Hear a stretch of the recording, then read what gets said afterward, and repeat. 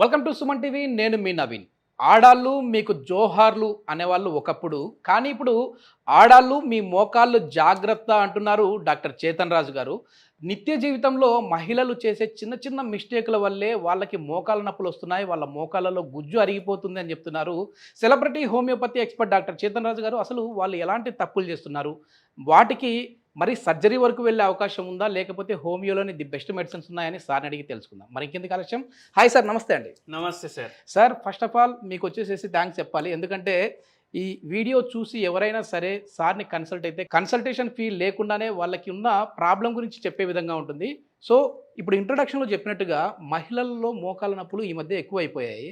నిత్య జీవితంలో వాళ్ళు చేసే మిస్టేక్లు ఏంటి సార్ అసలు? మోకాళ్ళ నొప్పులు మీరు గమనించండి, మహిళల్లోనే ఎక్కువ కనిపిస్తాయి మనకు. ఎస్.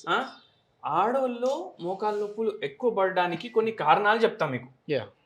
ఇప్పుడు మీరు చూడండి, కొత్త దంపతులు ఉంటారు కదా, వాళ్ళలో ఇద్దరిది వెయిట్ సమానంగా ఉంటుంది ఆల్మోస్ట్. ఓకే. అవునా కదా? ఇప్పుడు పెళ్లి అయినాక ఏం చెప్తారు, అరే ఏంద్రా నువ్వు పెళ్లి అయినాక మస్త్ లావ్ అయినావు, మీ ఆవిడ మంచిగా వండేసి ఇస్తుందా నీకు అనేసి అంటారు. అట్లా కొన్ని ఒక 6 నెలల తర్వాత, ఒక 2-3 ఏళ్ల తర్వాత ఏమవుతుందంటే ఆడోళ్ళది వెయిట్ ఎక్కువ అయిపోతుంది. మీరు గమనించండి. Okay okay. ఎక్కువ బరువు, అతి బరువు ఉండేది ఎక్కువ ఎవరు? ఆడోళ్ళు. కానీ ముఖ్యంగా వాళ్ళు డెలివరీ తర్వాత పెరుగుతూ ఉంటారు సార్. అవును, డెలివరీ తర్వాత పోస్ట్ పార్టమ్ చేంజెస్ వస్తాయి బాడీలో. కానీ చాలా మంది ఇప్పుడు డెలివరీ తర్వాత కూడా మనం డైట్లు కంట్రోల్ చేసుకుంటే బరువు అనేది పెరగదు. కానీ ఇల్లు ఎక్కువ బరువు పెరుగుతారు డెలివరీ తర్వాత. దాని తర్వాత ఏంటంటే థైరాయిడ్ వ్యాధి, ఓకే, దాని తర్వాత బీపీ వ్యాధి. ఇవి 2 కూడా ఆడోళ్ళలో ఎక్కువ ఉంటాయి. థైరాయిడ్ వ్యాధి వస్తే ఏమొస్తుంది? బరువు పెరుగుతుంది. బీపీ వ్యాధి వచ్చిన తర్వాత ఆ మందులకి బరువు పెరుగుతుంది. మళ్ళా ఏమవుతుందంటే ఇది మన బొక్క అనుకోండి, పైన బొక్క కింద బొక్క, ఇదొక బొక్క ఇదొక బొక్క, ఇవి 2 కలిపితే నీ జాయింట్ తయారవుతుంది. ఓకే. ఇప్పుడు నీ జాయింట్ తయారైంది. ప్రతి కాడ మనకు జాయింట్లు ఉంటాయి. ఇప్పుడు మీరు అందరు ఒక పని చేయండి, ఎవరైతే ఈ వీడియో ఆడోళ్ళు కానీ మగోళ్ళు కానీ ఒక పని చేయండి. చూడండి సార్, ఇప్పుడు మీ చెయ్యి ఇట్లా పెట్టుకోండి, మీ చెయ్యి ఇట్లా పెట్టుకొని ఇట్లా బెండ్ చేయడానికి ట్రై చేయండి. ఇట్లా ఓకే, ఇట్లా ఇట్లా అన్ని జాయింట్లు మంచిగా తిరుగుతున్నాయా లేదా చూసుకోండి. దాని తర్వాత మొత్తం ఫిస్ట్ బంద్ చేయండి ఇట్లా. ఇప్పుడు మీలో చాలా మంది ఒకటి గమనిస్తారు, ఏంటంటే 40 దాటిన వాళ్ళు, 45 దాటిన వాళ్ళు, వాళ్ళకు ఇట్లా అవ్వదు. కొందరికి ఇట్లా అయిపోతుంది డైరెక్ట్, ఇట్లా ఇట్లా బంద్ అవుతుంది. ఇట్లా అన్ని జాయింట్ల కాడ వాళ్ళకు ఫ్రీనెస్ అనేది ఉండదు.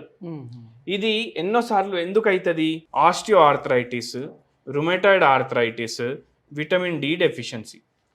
ఆడోళ్ళు ఎక్కువ మంది ఏం పని చేస్తారు మీరు చెప్పండి? వంట పని ఎక్కువ చేస్తారు, ఇంటి కాడ పని చేస్తారు. ఇంకోటి అందరికి ఉన్న అపోహం ఏంటంటే, ఏమైనా పని చేస్తారా, మీరు జాబ్ ఏం చేస్తారు అంటే మనం లేడీస్ ని అడుగుతాం కదా, వాళ్ళ నోట్లకి వెళ్ళైనా వస్తుంది, వాళ్ళ హస్బెండ్ అయినా చెప్తారు ఏం పని చేయరండి, ఏం పని చేయము, ఇంటికాడ ఉంటాం అంటే హౌస్ వైఫ్. హౌస్ వైఫ్ అంటే ఏంది? హౌస్ వైఫ్లు ఏం పని చేస్తారు, బయటికి పోం కదా అని మేమేం పని చేస్తాం అంటే ఏంటంటే వాళ్ళకు చేసే పనికి విలువ ఇస్తలేరు. హెచ్డబ్ల్యూ అంటే హౌస్ వైఫ్ కదా, హెచ్డబ్ల్యూ అంటే హోంవర్క్ కూడా అవుతుంది. అవునా కదా? హెచ్డబ్ల్యూ అంటే హోంవర్క్ కూడా అవుతుంది. అయితే చాలా మంది ఏం అనుకుంటారు, అరే నేను బయటికి పోతా, 18 hours పని చేస్తా, సంపాదిస్తా. ఆడోళ్ళు చేస్తలేరు, మేము సంపాదిస్తలేము అనేసి వాళ్ళకు ఓన్లీ ఏంటంటే శాలరీ ఒకటి రావట్లేదు. కానీ మనలాగానే వాళ్ళు కూడా పని చేస్తున్నారు కాబట్టి ఇల్లు నడుస్తుంది. ఇస్త్రీకి బట్టలు ఎప్పుడు పోతున్నాయి, బాత్రూమ్లు ఎప్పుడు సాఫ్ అవుతున్నాయి, బాసన్లు ఎవరు దోముతుండ్రు, బట్టలు ఎవరు ఉతుకుతుండ్రు, ఇల్లు ఎవరు సాఫ్ చేస్తుండ్రు, అట్లా ఉంటది. ఒక పేషెంట్ కూడా మన దగ్గర వచ్చి ఏమంటున్నారు, సార్ మోకాళ్ళ నొప్పులు ఉన్నాయి, మళ్ళా దానిపైన ఏంటంటే ఆ మేడంకి బీపీ ప్రాబ్లం కూడా ఉంది. ఓకే. ఏజ్ వచ్చేసి 50 ఏండ్లు ఉండే, గ్రేడ్ 3 ఆస్టియోఆర్థరైటిస్ ఉండే. ఏమన్నా డాక్టర్ వాళ్ళు ఆపరేషన్ చేయించుకోండి, మీకు జర నయం ఉంటుంది, నడుస్తారు, పనులు చేసుకుంటారు. నేను ఒక్కటి అడిగిన ఆ మేడంకి, మీకు ఇప్పుడు నడవడానికి వస్తుందా? మొత్తం వీల్ చైర్ మీద పడి ఉన్నారా మన దగ్గర Okay. క్లినిక్కి వచ్చిండ్రు. ఓకే, నడుచుకుంటూ వచ్చారు. నడుచుకుంటూ వచ్చి ఓకే. వస్తుంది ఒక 5 నిమిషాలు నడవంగానే నాకు ఏమైతుందంటే మోకాల్లో నొప్పి స్టార్ట్ అవుతుంది. Yes yes. పడుకున్నప్పుడు ఏమో చిన్న చిన్న పిల్లలు ఉంటారు ఇంట్లో, మన్మళ్ళు మన్మరాళ్ళు ఇద్దరు ఉంటారు, వాళ్ళని కూర్చోబెట్టుకుంటా కాళ్ళ మీద, ఓకే. జ్వరం వాళ్ళకు రిలీఫ్ ఉన్నట్టు. అయితే ఏందంటే ఇప్పుడు నాకు విదౌట్ ఆపరేషన్ తగ్గాలి, ఎందుకంటే నాకు చాలా భయం ఆపరేషన్ అంటే. Okay okay. ఇప్పుడు ఇట్లా కూడా ఉంటుంది కొందరికి, ఆపరేషన్ అంటే చాలా భయం, తగ్గాలి. సరే అమ్మా తగ్గుతుంది, మందులు వాడు స్టార్ట్ చేయండి అనేసి. అయితే మనం అడిగినప్పుడు ఏం చెప్పిండ్రంటే, ఇప్పుడు నాకు ఏం టెన్షన్ ఉందంటే మా వేరే బ్రదర్ సిస్టర్లు ఉంటారు కదా, ఆస్తిలో నాకు చీటింగ్ చేసిర్రు బాగా. ఓకే. మంచిగా చీటింగ్ చేసి ఏం చేసిండ్రు అంటే నాకు ఏం రాకుండా చేసిండ్రు, ఇంకా ముగ్గురు మొత్తం పంచుకున్నారు. Okay okay. అయితే ఏంది అంటే ఇప్పుడు నాకు ఆ ఆస్తి నాకు రాలేదు అని కాదు, నా సొంత వాళ్ళు చీటింగ్ చేశారు. చీటింగ్ చేసిండ్రు నాకు. ఓకే. ఆస్తి వచ్చిన అది సెకండరీ. ఇప్పుడు నేను నాకు మా ఆయన చూసుకుంటాడు, నాకు మా ఆయనకి ఏమైనా అయితే నాకు ఎవరు చూసుకుంటారు, నేను ఏమనుకుంటా మొత్తం లైఫ్ ఏమనుకుంటా, అరే మా అన్న చూసుకుంటాడు, మా చెల్లెలు వాళ్ళు చూసుకుంటారు, మా అక్క చూసుకుంటారు. ఇప్పుడు ఏంది, వాళ్ళే లేరు, మా పిల్లలు ఉన్నారు మంచిగా చూసుకుంటారు, కానీ మన బంధువులు కదా వాళ్ళే నాకు ఇట్లా చేసేసరికి నేను తట్టుకోలేకపోయినా. దాంట్లో ఏమైందంటే థైరాయిడ్ ప్రాబ్లం వచ్చింది, బీపీ ప్రాబ్లం వచ్చింది పేషెంట్కి, అట్లనే బరువు పెరిగిండ్రు. ఓకే. బరువు పెరిగినాక ఈ మోకాల్లో ఏదైతే గుజ్జు ఉంటుంది కదా అది పాడవడం స్టార్ట్ అయింది. ఓకే. ఇట్లా పాడై ఇప్పుడు కొద్దిగా నడవగానే మస్తు నొప్పి అయింది. మనం చెప్పినాం, అమ్మ మీకు 2 నెలలకి మందులు ఇస్తాం. 2 నెలలకి మందులు ఇచ్చినాక రేపు పోయి అరే ఏం తగ్గలేదు అని చెప్పొద్దు, ఎందుకంటే పేషెంట్ ఏమో పలాస నుంచి వచ్చిండ్రు. ఓకే. పలాస నుంచి వచ్చిండ్రు పేషెంట్, ఏం తగ్గలేదు అని ఫోన్ చేసి చెప్పొద్దు. 2 నెలలు కళ్ళు మూసుకొని మందులు వేసుకోవాలి టైంకి, ఇంతనే ఉండాలి. అయితే ఏంటంటే 2 నెలల తర్వాతనే మీరు ఆలోచించాలి నాకు ఎంత తగ్గింది. అవును. 2 నెలల తర్వాత రావాలి, మళ్ళీ రావాలా ఇంత దూరం అనేసి. అయ్యా మళ్ళీ తగ్గాలంటే రావాలి కదమ్మా అనేసి అన్నాం మనం. అయితే ఏంటంటే 2 మంత్స్ తర్వాత వచ్చి సార్ నాకు 50% నొప్పులు తగ్గినాయి, ఇప్పుడు మా ఆయనకు ఛాయ్ కావాలంటే ఛాయ్ వండేసి ఇస్తున్నా, ఇప్పుడు ఏమైనా మా కోడలికి కూడా హెల్ప్ కావాలంటే చేయగలుగుతున్నా.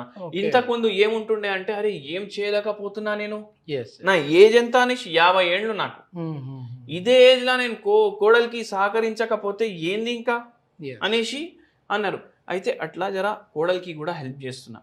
ఒక 7 మంత్స్ తర్వాత నొప్పులు 90% వెళ్ళిపోయినాయి, కొద్దిగా నొప్పులు మిగిలినాయి. 2 ఏళ్ల తర్వాత బీపీ తగ్గిపోయింది, థైరాయిడ్ తగ్గిపోయింది. పేషెంట్ ఈ మోకాళ్ళ నొప్పులే కాకుండా బీపీ థైరాయిడ్ కూడా తగ్గిపోయింది. ఎందుకంటే మీరు చూడండి, హోమియోపతిలా మనం మనిషికి ఇస్తాం ట్రీట్మెంట్, జబ్బులకి ట్రీట్మెంట్ ఇవ్వం, మనిషికి ట్రీట్మెంట్ ఇస్తాం. టోటల్ బాడీ రిపేర్ అవుతుంది, సెల్ఫ్ రిపేర్ అవుతుంది. ఇంకో విచిత్రం నేను చెప్తాను మీకు. ఇప్పుడు ఈ పేషెంట్కి ఏం అలవాటు ఉండే అంటే టిఫిన్ తింటాం కదా, టిఫిన్ ఇంత తింటారు అంటే ఫుల్ తింటారు, లంచ్ ఏమో టైంకి ఉండదు, డిన్నర్ కూడా టైంకి ఉండదు. ఒక్కొక్కసారి లంచ్ 2కి అవుతుంది, ఒక్కొక్కసారి 12 o'clock అవుతుంది, ఒక్కొక్కసారి 4 o'clock అవుతుంది. నేను చెప్పిన ఇట్లా చేయొద్దమ్మా, ఇట్లా చేయొద్దు, టైంకి తినాలి. ఇప్పుడు ట్రైన్ ఉంటుంది, టైంకి పోతేనే కదా మనిషి పోయేది. అట్లనే టైంకి తిండి పోతేనే బాడీ చక్కగా పనిచేస్తుంది.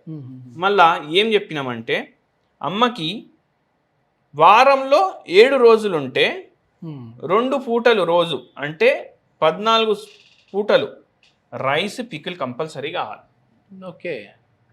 ఈ పికిళ్ళు ఏడగా ఉంటారంటే బయటికి వెళ్ళి మార్కెట్కి వెళ్ళి తీసుకొని వస్తున్నారు. ఇప్పుడు నాకు అది కూడా చేతనైతే లేదు ఇంట్లో చేసుకోవడానికి. మనం ఏం చెప్పినాం, అరే వారంలో మీరు 4 సార్లు తినండి, వారంలో 4 సార్లు తినండి, మీరు ఒక 2 బుక్కలు పికిల్ కలుపుకొని తినండి. ఈ 2 బుక్కలు పికిల్ కలుపుకొని తినడం వల్ల అది మంచి ప్రీబయోటిక్ కూడా అవుతుంది. ప్రీబయోటిక్ అంటే మన గట్ హెల్త్కి మంచిది అవుతుంది. మళ్ళీ దాంట్లో విటమిన్ సి కూడా ఉంటుంది, మన బొక్కలకి మంచిది విటమిన్ సి. అమ్మ మీకు ఏం తినాలనిపిస్తే తినండి, పోర్షన్ కంట్రోల్ చేసుకొని తినండి. ఇట్లా ఎంత కావాలి ఎంత కాదు, ఎంత అవసరం మనకు అంత. లిమిట్ అట్లా తింటే అది మందులాగా పనిచేస్తుంది, లేకపోతే విషయం లాగా తయారవుతుంది కదా. ఇప్పుడు కారణాలు ఏంది, అందరు ఏమంటారు, వెయిట్ ఎక్కువ ఉండడం, ఒబేసిటీ ఉండడం, బీపీ ఎక్కువ ఉండడం, వేర్ అండ్ టేర్ ఉండడం, ఇది మెడికల్ భాష. ఇప్పుడు నేను నార్మల్ భాషలో చెప్తా.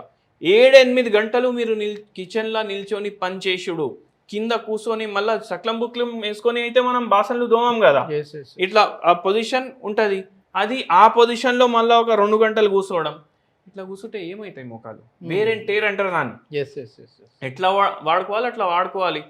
అట్లా కాకుండా ఎట్లా వాడితే మీరు వెయిట్ ఒకటి ఎక్కువ ఉంది, ఆ బరువు మొత్తం పడతానే ఉంది మీ మోకాల మీద, ఏమవుతుంది, స్ట్రెస్ ఉంది ఫుల్. ఇప్పుడు ఒక కేసు గురించి చెప్పినా కదా ఇంతకుముందు, అట్లా ఉంటే ఏమవుతుంది, స్ట్రెస్ ఉంది, నిద్ర చక్కగా లేదు. నిద్ర చక్కగా లేకపోతే జాయింట్కి, మసిల్స్కి, లిగమెంట్స్కి ఎంత ఎక్కువ ప్రెషర్ పడుతుంది.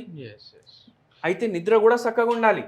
అట్లా ఉంటే ఇవన్నీ మంచిగా అవుతాయి. ఇన్సోమియా ఉన్న వాళ్ళకి కూడా ఈ నీ పెయిన్స్ వచ్చే అవకాశం. అరే నీ పెయిన్స్ వస్తే చాలా మందికి ఇన్సోమియా స్టార్ట్ అయిపోతుంది. నీ పెయిన్ వల్ల ఇన్సోమియా వచ్చేస్తుంది. ఇన్సోమియా వల్ల కూడా నీ పెయిన్లు వచ్చేస్తాయి. ఓకే. హోమియోపతి మనిషికి పనిచేస్తుంది. ఇట్లా స్పేర్ పార్ట్లు చేసి మనం చెయ్యము.